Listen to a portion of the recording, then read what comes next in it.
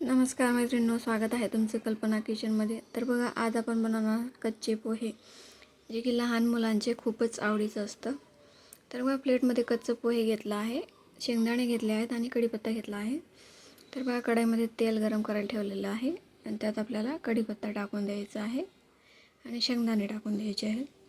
तर बघा, तेल जास्त नाही घ्यायचं, मी एकच पळी तेल घेतलेलं आहे, कारण पोहे जे आहे थोडं आहे आणि त्याच्यात तेल जे आहे जास्त जिरत नाही, तेलकट होऊन जातं।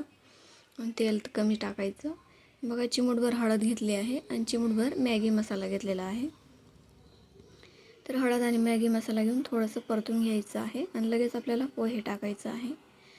हळद आणि मॅगी मसाला टाकल्यानंतर जास्त वेळ परतवायचं नाही, लगेच पोहे टाकायचं। हळद जळाली की ते कळवट लागतं। तर बघा, आता पोहे टाकून दिलेलं आहे आणि पोह्याला परतून घ्यायचं आहे छान असं।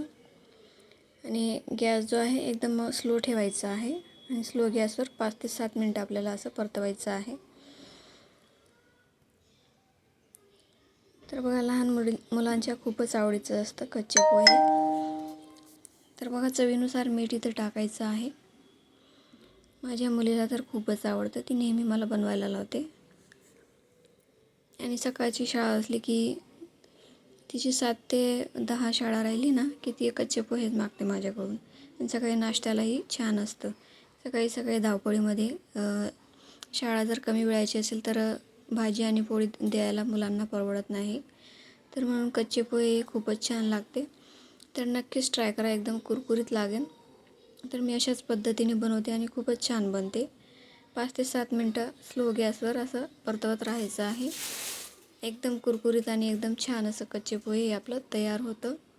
तुम्ही यात जिरं वगैरे टाकू शकता, जिरं माझ्या मुलीला आवडत नाही म्हणून मी टाकलेलं नाही आहे। तर बघा, अशा पद्धतीने खूपच छान कच्चे पोहे आपले तयार झालेले आहे, खूपच कमी वेळात। व्हिडिओ आवडल्यास व्हिडिओला लाईक करा आणि चॅनलला सबस्क्राईब करायला विसरू नका आणि आपल्या मैत्रिणींसोबत शेअर करा आणि आपल्या मुलांसाठी नक्कीच ट्राय करा। तर कसा वाटला व्हिडिओ नक्कीच कमेंट करून सांगा। धन्यवाद।